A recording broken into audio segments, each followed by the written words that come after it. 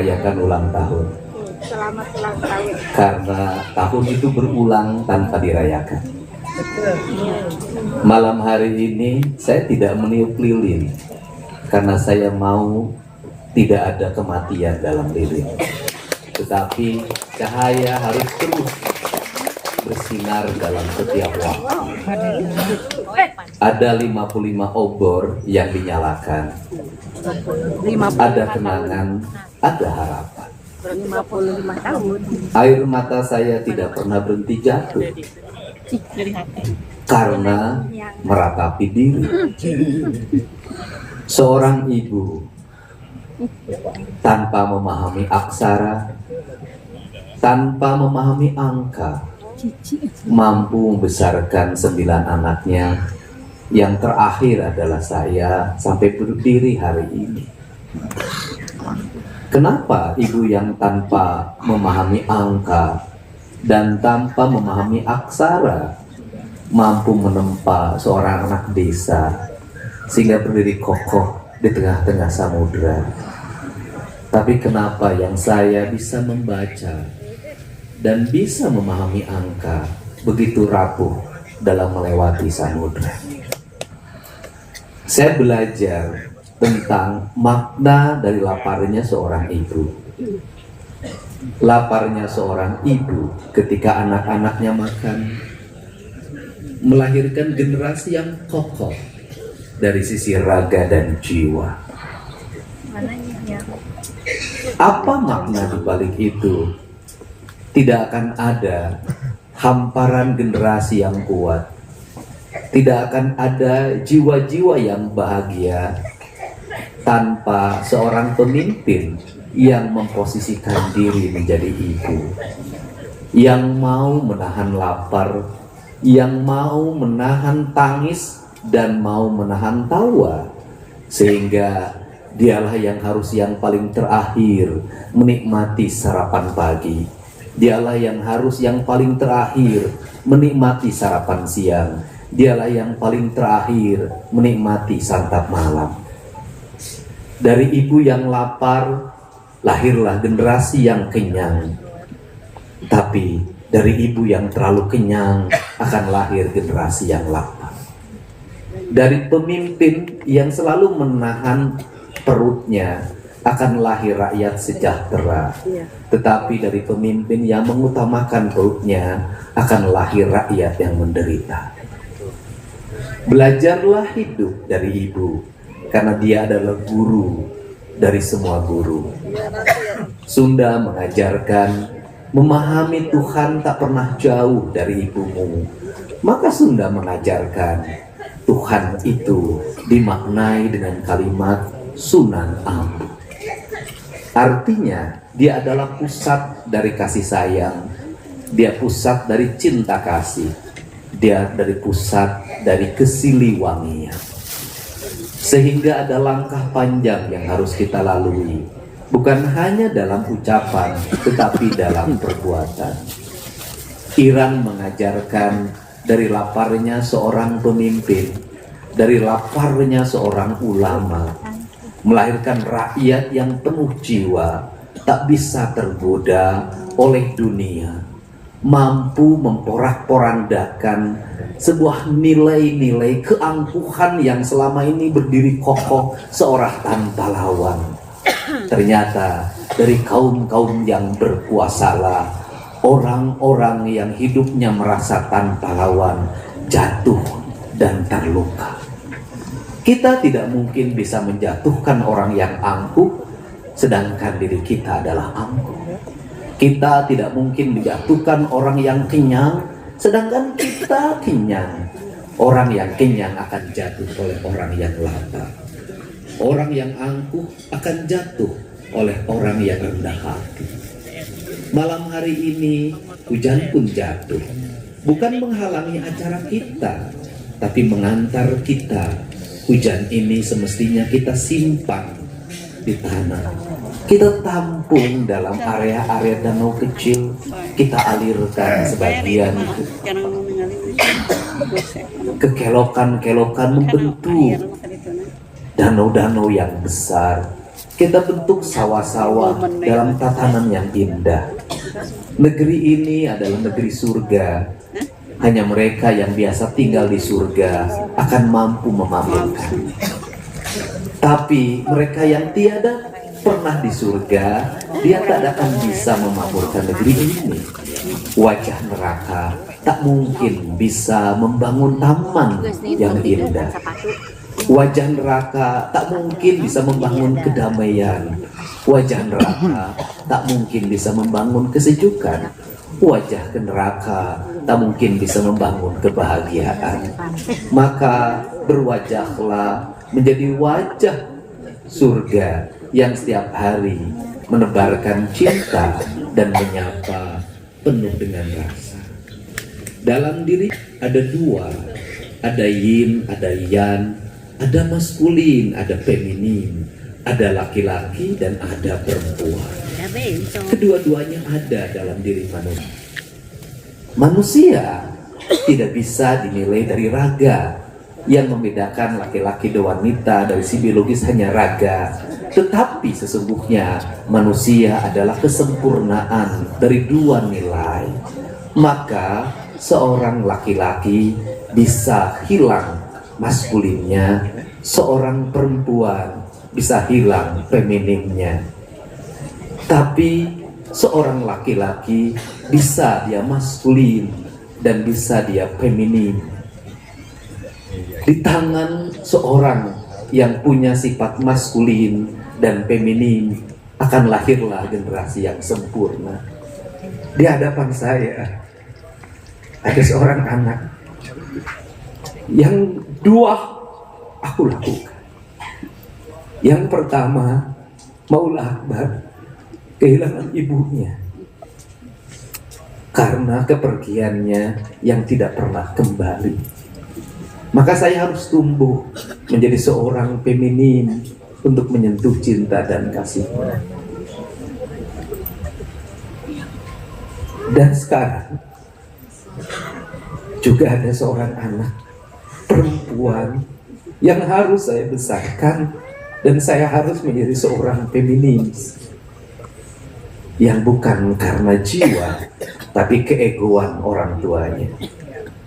Keegoan orang tuanya harus ditebus oleh sikap yang kesatria. Maka saya memutuskan diri untuk menemaninya tanpa harus punya istri lagi sampai dia tumbuh dewasa. Inilah jiwa dan inilah sikap yang harus diambil oleh orang yang menebus kesalahannya. Menebus kesalahan disebutnya dengan karma. Karma bukanlah hal yang akan kita jumpai kelak, tapi karma adalah hal yang bisa kita lakukan dalam setiap waktu. 55 tahun karma telah mengikuti perjalanan hidupku. 2 kali ditinggalkan, 1 karena kematian dan 1 karena perceraian. Karma itu akan membuat hidupku terus tegak untuk membesarkan dia sampai dewasa dengan cinta tanpa harus mengulangi kesalahan yang serupa.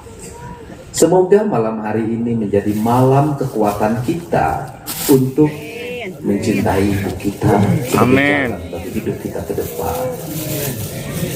Mencintai rakyat kita karena kita ditakdirkan menjadi pemimpin untuk membangun generasi yang kokoh dan kuat. Saya mengucapkan terima kasih pada semua orang yang mengantarkan saya di sini berdiri dengan kokoh. Maka saya undang semua sahabat yang dulu pernah bareng ketika susah, yang dulu pernah bareng ketika saya belum punya apa-apa dan bukan siapa-siapa. Karena sahabat yang baik adalah sahabat yang selalu mengingat kebaikan sahabatnya. Dan sahabat yang baik datang ketika sahabatnya dalam susah, bukan datang ketika sahabatnya dalam puasa. Saya selalu memilih hidup menemani orang yang sendiri dibanding menemani hidup orang yang diikuti banyak orang. Saya mohon maaf pada teman-teman provinsi yang menjadi sahabat saya. Saya tidak tumbuh menjadi pemimpin yang selalu dikelilingi oleh banyak orang. Saya selalu memilih menjadi pemimpin yang berjalan sendiri dalam setiap waktu. Karena keputusan-keputusan kadang harus diambil dalam kesendirian. Kadang hawa murni datang ketika kita tidak ditemani oleh siapapun. Kadang kearifan lahir ketika kita ditinggalkan oleh banyak orang. Semoga malam hari ini menjadi malam pengantar bagi kita. Hidup saling cinta dan mencintai, dan tidak usah berebut tentang hal yang menjadi tujuan kita, karena setiap manusia sudah garis hidupnya masing-masing. Hidup sudah ada takarannya, hidup sudah ada ukurannya. Tugas kita hanya menjalani saja, menerima apa adanya yang menjadi takdir Tuhan. Itulah jalan kita.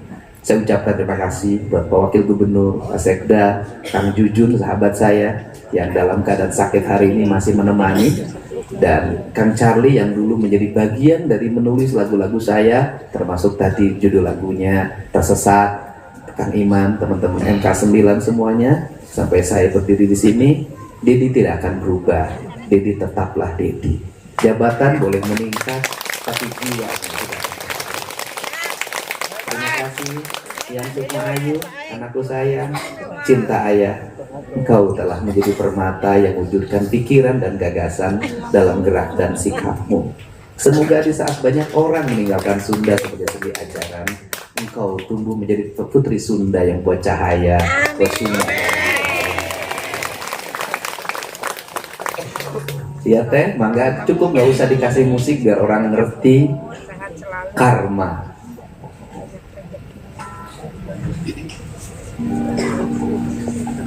Karma manusia takkan hilang, jiwa meninggalkan raga.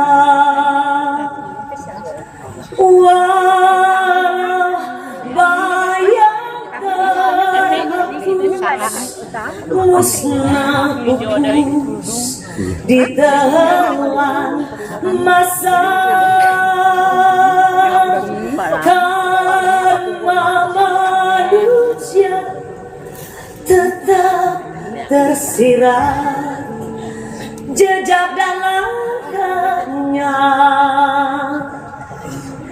Walau sampai di akhir hayat pala, selalu kan terbawa.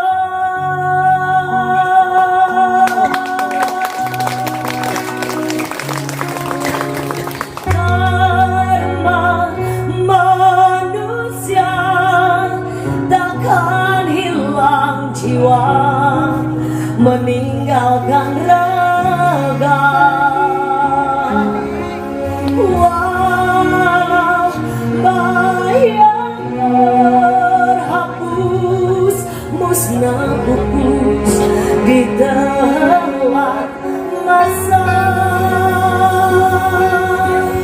Karma manusia tetap tersirat, jejak dan langkahnya. Walau sampai di akhir hayat pala, selalu kan terbawa.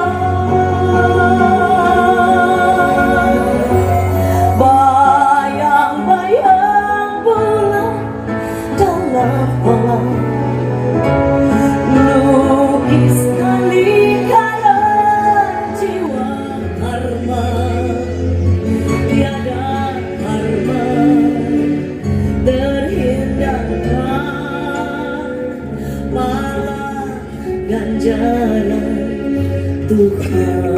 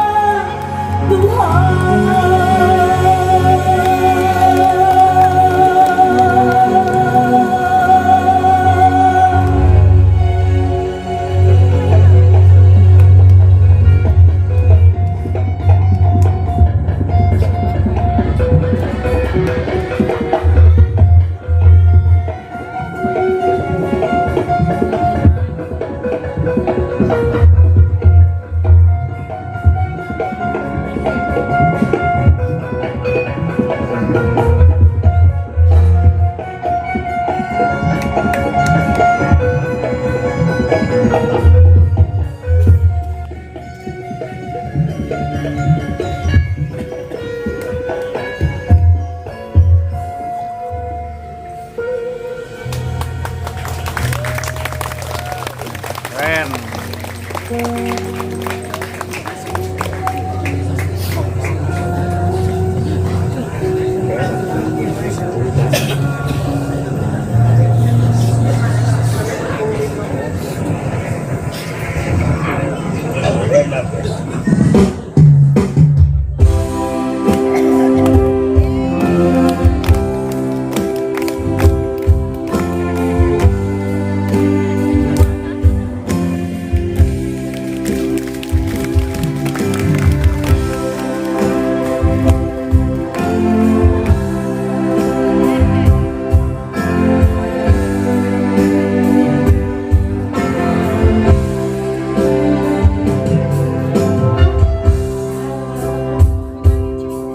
yang ingin